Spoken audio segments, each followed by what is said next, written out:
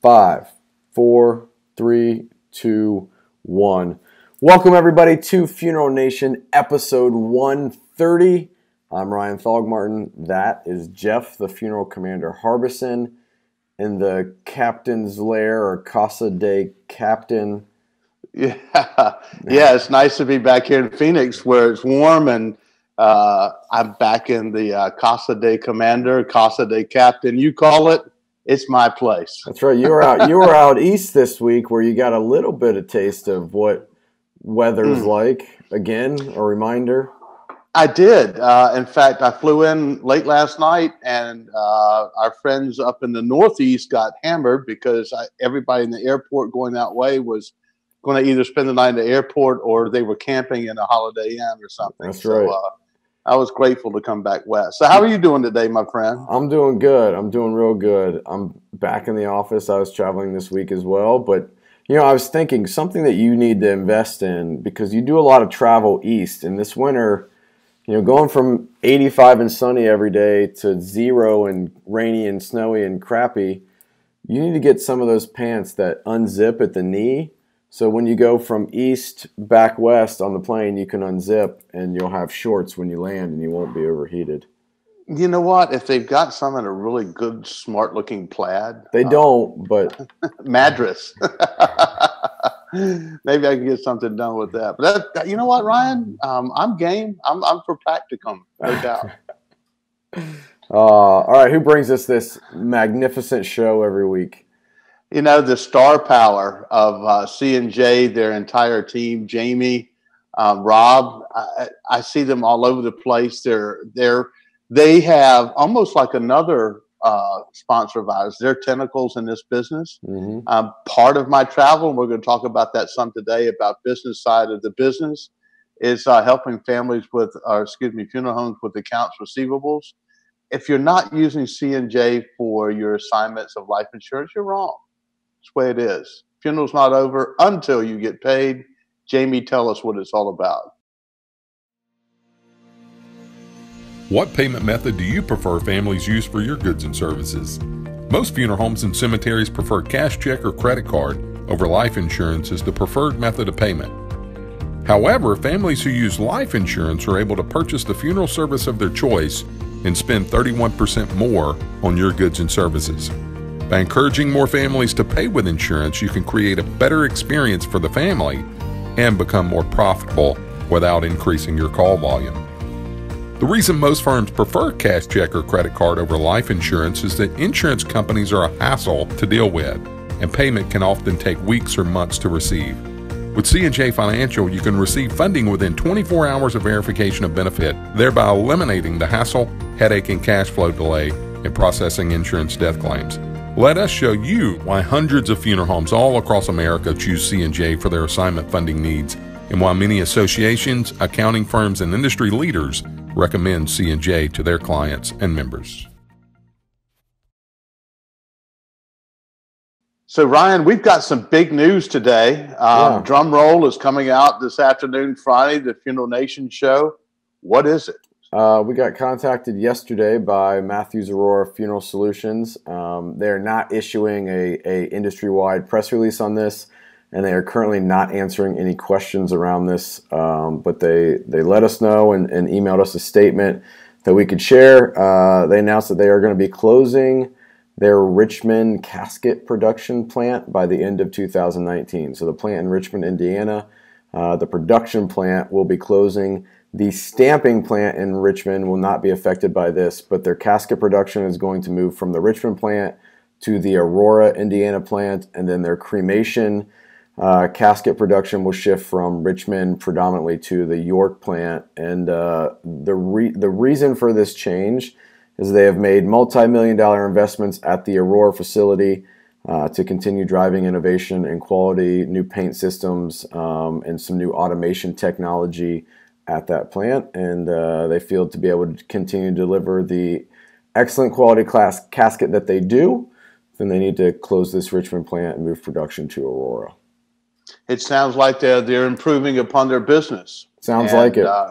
And funeral homes are finding out about this week. They notified sales staff of this yesterday afternoon and this morning. So Aurora customers should be hearing from their reps soon regarding this. Yeah, I mean, if you look at this, they're improving. They're not backing off. They're not closing the plant due to lack of production. They've upgraded and they've become better technology-wise. So, Yeah, hey, kudos to you guys out here. Speaking of upgrading and production and managing your business well, Kraken. If you're not using Kraken yet, you need to take a look at it. Kraken is one that has a dashboard. It actually helps you manage your business, not just capture the data. And I have to tell you, you have 2, 3, 4 funeral homes. You have several funerals in a day. That's a management issue sometimes with people all over the place, hearses, making sure it's done from start to finish. Having that whiteboard right in front of you, the dashboard to manage your business, you just can't do any better. So let's go ahead and run that Kraken promo. Technology is a powerful tool, except when it's not. Choosing the wrong type of technology will frustrate your team, waste your time, and increase your costs. Many funeral homes today still labor under the requirement of having to enter the same piece of information multiple times for the same family. This increases their work, their errors, and their cost. Kraken users can enter a loved one's information one time, and it will populate across the entire system. The whiteboard, the case file, the contract, the financials, family authorizations, government forms, the OBIT, stationery providers, answering services, calendars, and any other person, place, or vendor that needs access to this information. One and done. Good tools should make your work easier, not harder. What tools are you using? Tips like these can free up your time so you can spend more time with your families. Learn more about Kraken at kraken.net. Let's get cracking. All right. Okay, Ryan. Oh. We just ran over each other. Yeah, we did. That's all right. All right, Jeff. So you and I have been traveling pretty much constant since NFDA and even a couple weeks before NFDA, which means that boots on the ground, we're getting a lot of firsthand conversations with funeral home owners specifically and really talking about pain points in the business. So, one of the things that we don't do very often is you and I don't talk about our businesses and what we're doing and the conversations that we're having. And I think today would be a great opportunity as we look forward to 2019, what's on the horizon, what is happening, what is the pain points for funeral directors on your side of the business, and then I'll talk a little bit about some topics on mine. But what are the conversations that you're having with funeral homes? Where are the pain points, and where are you guys addressing that void? Yeah, specifically this week, I dealt with families transferring their business within the family. Family-owned funeral homes can only remain that way if they have a succession plan. And so I was at 3 different locations, 3 different relatively sizable firms where succession was the top of the discussion. Interestingly enough, we work really hard in the industry as funeral service providers to share with families that or people that it's really important that you have a pre-need program, that you plan your own funeral, so then you take the pain away, the issues away when your family, all they have to do is show up, and celebrate the life that you live. You get your choices of what you want to do. But guess what doesn't happen? When a funeral home owner dies and that's not done, it's no different from a person dying and not leaving that pre-need or that information behind. I find it interesting because this is happening more and more in the United States, that the average age of a funeral home owner is upwards in the late 60s. So if you look at the next 5 years, 6 years, the transfer of ownership within the funeral industry is going to be tremendous.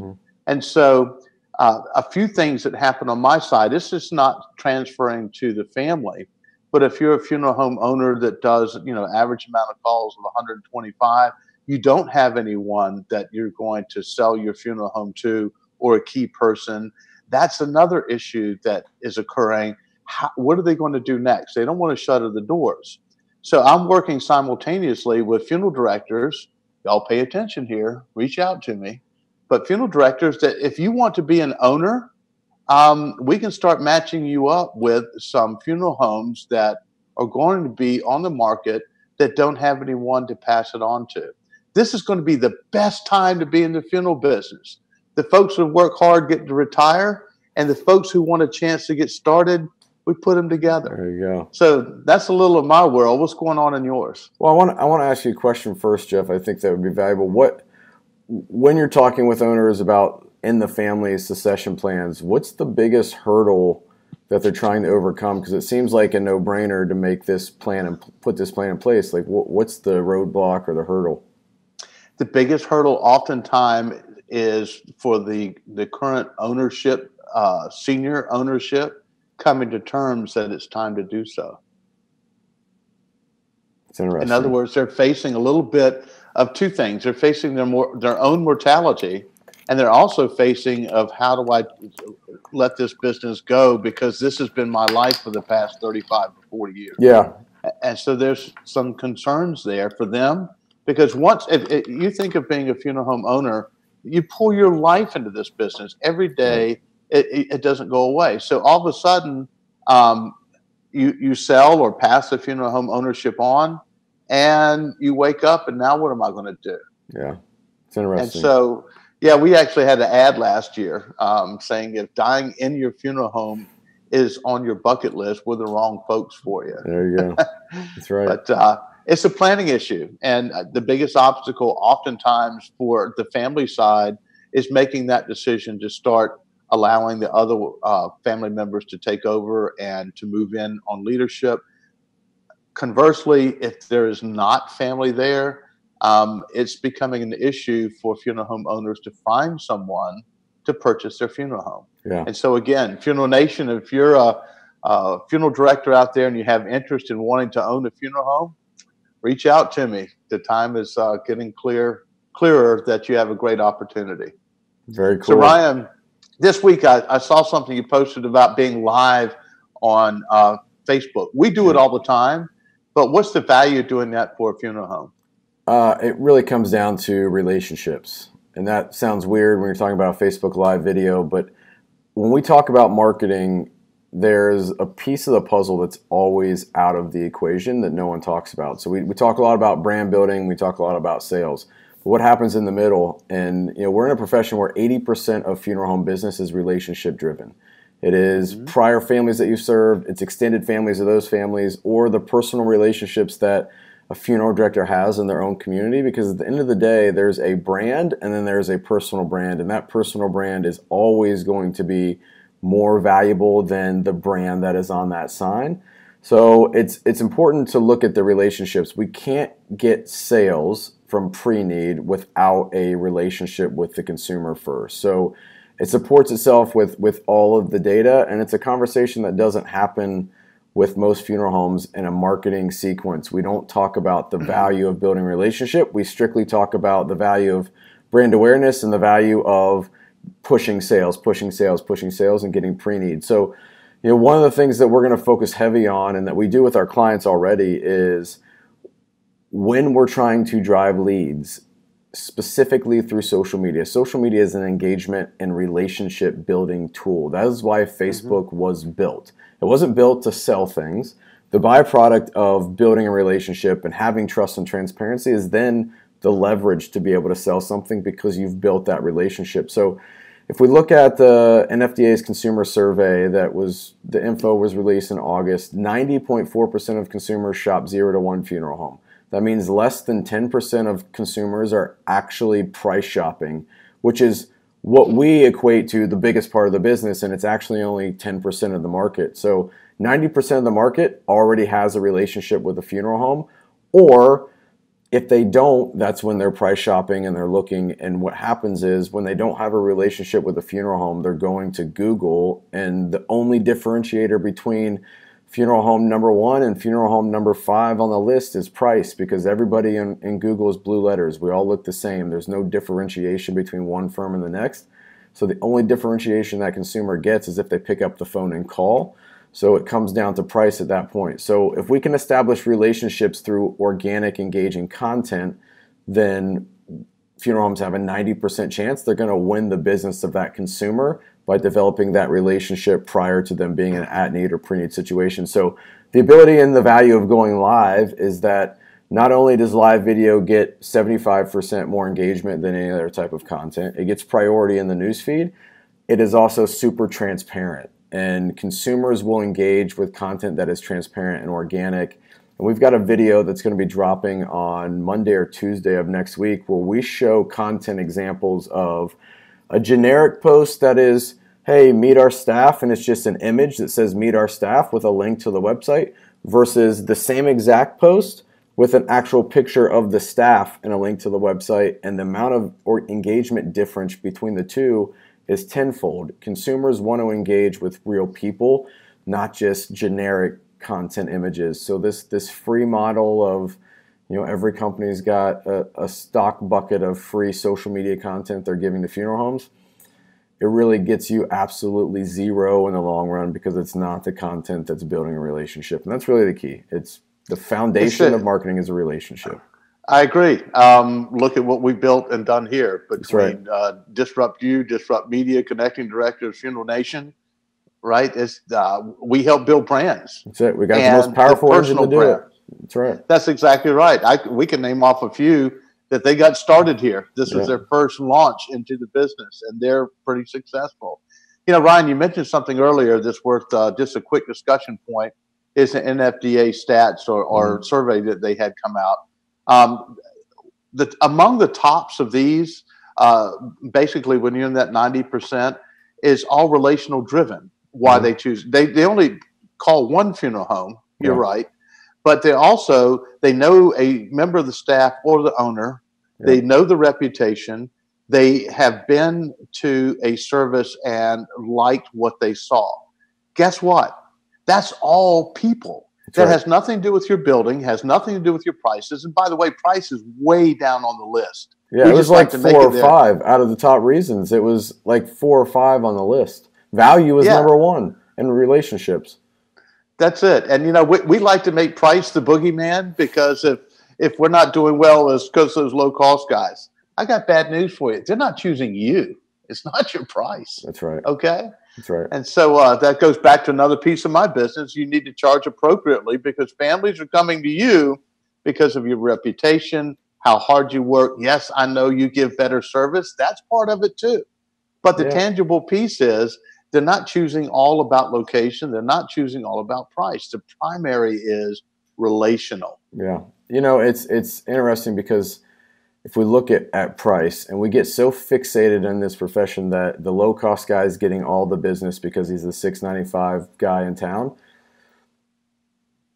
what it really comes down to is transparency in that equation. It's the only guy that's actually advertising a price.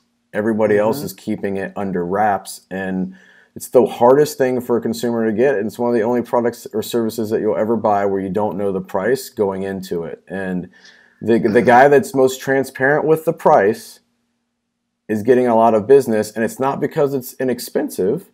And we've got data of campaigns and things that we've ran where price doesn't matter. The transparency of showing the price and building the relationship is the key in the equation of getting that lead, either at need or pre-need. Right. I happen to be privy to some information from a member of Funeralocity. We had Ed Michael Reggie with his son, and we saw them launch at the show. Pretty cool brand. But they're almost like a site. They are an aggregate site where you compare everything, not just prices. I'll tell you, I know these numbers, that people who are using that site are not choosing the lowest end of the low. Right. They're just not doing it. And so we don't do the same thing as consumers. Anyway, this is all technology and all that interweb stuff. Yeah. But for those who are paying attention, the ones who are up front, the early adopters, and you're working it, they're the winners. Again, the best time to be in the business. Right now, Speaking it's amazing. I think it is the best time to be in business. Or, again, it's the worst if you just keep doing what you've always been doing. Hey, Ryan, we have another segment sponsor. Who is that? Sitch Casket. These guys are disrupting. The quality of this casket is amazing. I would encourage you at the next NFDA or ICCFA to go put hands on it. You're not going to be able to tell the difference between this casket and anything else that's out there. It's high quality, amazing, and their distribution model is really disrupting a lot of the profession. Let's roll that promo. Well, Ryan, it's early out here in Phoenix. We It did is. a good Gosh. taping. Thank you for doing this. You I was are glad to be here. pre 7 a.m. right now. Well, actually, it's 8. You remember the flip of 2. So that's right. That's right. it's Okay. and that's late. You know, I've got my morning cigar ready to go. By the way, I want to give a shout out to the guys at Skyways. This was a gift. Oh, nice. A nice Padron. So thank you guys for my morning coffee cigar because it's time to go. No, I don't have the other libation until after 2:30 today. Look at you getting swag gifts from fans. I mean, celebrity status. Gosh, we're gonna be doing some cool stuff with Skyway soon. So stay tuned. Excellent. All right, Jeff. This wraps up episode 130. And next week, I will be in town. I don't know where you'll be, but I will be. So okay. we'll be having a guest, I can assure you. Excellent. All right, brother. Until next time, have a great effing week. Out here.